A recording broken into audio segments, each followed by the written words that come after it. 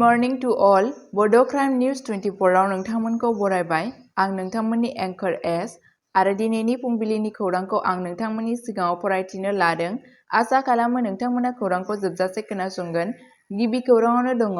साथाम आसामनि थुनलाइगिरिफोरखौ साहित्य एकाडेमि बान्था 2024 जों मान बावदों।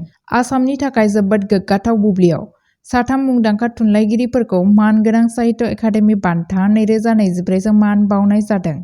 बे बान्थाया थुनलाइयाव बिथांमोननि मख'जाथाव बिहोमा आरो आसामनि धोनि हारिमुआरि उनमोनथाइखौ फालिनो नाजानायखौ गनायथि होयो। मान होजानायफोरनि मादाव दङ समीर थांती बिथांनि असमिया खन्थाइ जथाइ फरिंगबर बतर कथा जेननि थाखाय, अरन राजा बसुमतारी बिथांनि बर' सल'मा सोरनि थाखाय, दीपक कुमार शर्माया गावनि संस्कृत खन्थाइ जथाइ भास्कर चरितमनि थाखाय। बियो दीपक कुमार शर्मानि थाखाय मोनसे जुनिया माइल खुन्थिया, जाय नैथि खेबनि थाखाय साहित्य एकाडेमि बान्था मोननो हादों। शर्माया गावनि गोजोननायखौ फोरमायदोंमोन आरो बे सिनायथिखौ बिथांनि खामानिनि थाखाय मोनसे मख'जाथाव थुलुंगा होनना बुंदोंमोन। बे समावनो अरन राजा बसुमतारीया गावनि 13थि सल'मा सोरनि थाखायनि थाखाय मान मोननायनि उनाव गावनि गोसोनि खुसिखौ फोरमायदोंमोन। 14 सल'मा आरो मोन 4 सुंद' सल' बुथुमनायजों बसुमतारीया गावनि फरायसालिनि समाव जागायजेननाय थुनलाइयाव गावनि जिउनां दावबायनायखौ रिफियो। खौरां बिजोङाव बिथाङा बुंदोंमोन, आं माब्लाबाबो सानाखैमोन दि आंनि बिजाबफोरा बेबादि जौथायसिम सौहैगोन। आंनि फोरोंगिरिफोरनि थाद'यै मददआ आंनि थुलुंगा होग्रा गोहो आरो जेब्लासिम आंनि सावस्रिया गनायथि होयो अब्लासिम आं लिरबाय थागोन। बे बान्थाफोरा खालि थुनलाइयारि साबसिनखौल' फालिनाय नङा, नाथाय आसामनि जिउगोनां हारिमुआरि रोखोमथायखौबो दिन्थियो। नैथि खौराङावनो दङ। गुवाहाटी पुलिसआ 4 गारि सिखाव हमदों।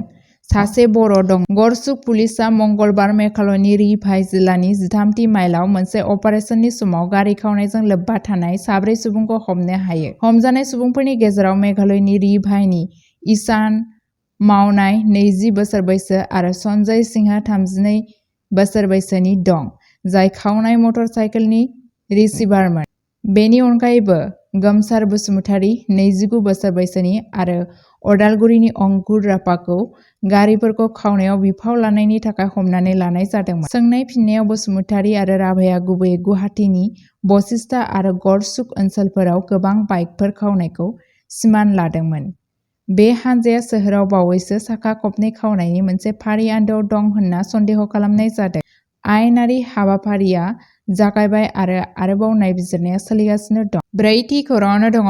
आसामाव गेदेर एसटिएफ अपारेसन। जिहादी सोमोन्दो थानायनि दायाव 9 हमजादों। सन्देह गोनां उग्रबादि हाबाफारिफोरनि बेरेखायै मोनसे थिरांथानि आगानाव आसाम पुलिसनि स्पेसियेल टास्क फर्स एसटिएफआ क'क्राझार आरो धुबुरी जिल्लाफोराव मोनसे गिदिर बिबांनि अपारेसन खालामदोंमोन, जायनि जाहोनाव जिहादी सोमोन्दो थानाय 8 सुबुंफोरखौ खानाय जादों। बे अपारेसना क'क्राझारनि जयपुर, कासिपारा, पेटगाव आरो बदियागुरिजों लोगोसे गोबां ओनसोलफोराव गोसारदोंमोन, जेराव 5 सन्देहगोनां सुबुंफोरखौ हमनाय जादोंमोन। हमजानाय सुबुंफोरनि मुङा हकीम आली मण्डल, हाबिजुर आली, मजनू शेख, आमिदुल शेख, नूर इस्लाम आरो मजिबुर रहमान। बे सन्देह गोनां सुबुंफोरखौ दा गुवारै सोंनाय फिननायनि थाखाय गुवाहाटीसिम लांनाय जादों। बे समावनो धुबुरी जिल्लायाव हरसे अपारेसन खालामनायाव आरोबाव 2 सन्देह गोनां सुबुंफोर हाथिपुटा ओनसोलनिफ्राय इनामुल हक आरो बिलासिपारा महकुमानि कुदिगावनिफ्राय अब्दुल करीमखौ खानो हायो। बिबानगिरिफोरा सन्देह गोनां सुबुंफोरनि अजद होजानाय सोमोन्दो आरो हाबाफारिफोरखौ बेखेवनो थाखाय मोनसे गुवारै नायबिजिरनाय जागायदों। आरोबाव जौगाखांनि आसा दं मानोना एसटिएफआ ओनसोलाव जायखिजाया जाथावना उदखारि नेटवर्कखौ फोजोबस्रांनो नाजानायखौ गोख्रोंसिन खालामो। 5थि खौराङावनो दङ। तामिलनाडुनि इर'डआव 35 लाख रांनि हेर'इन जब्द। 2 आसामनि थागिबिखौ खाबाय। तामिलनाडुनि होबथाग्रा इनफर्समेन्ट उइं (पिडब्लिउ) पुलिसआ बुधबार 18 दिसेम्बर खालि 35 लाख रांनि हेर'इनखौ जब्द खालामो आरो आसामनि 2 सुबुंखौ खायो। मोनसे स्रोद सुलुंनि बिथायाव बिबानगिरिफोरा इर'ड रेलवे जंक्शननि साखा खबनै पार्किंआव नायग्रोमदोंमोन। रिपर्टनि बादिब्ला सन्देह गोनां सानैबो असमिया थागिबि गंसे बेग लानाय समाव हमनाय जादोंमोन। नायगिदिंनायाव 35 लाख रांनि 50 ग्राम हेर'इनखौ सिङाव दोनखोमानाय जादोंमोन। सोंनाय फिननायाव 29 आरो 30 बोसोर बैसोनि सानैबो इर'डआव बांसिन मुलाम्फानि थाखाय फाननो थाखाय आसामनिफ्राय बेरेखा बेसादखौ फालांगि खालामनायखौ सिमान लादों। बड' क्राइम निउज 24 खौ नायनायनि थाखाय साबायखर।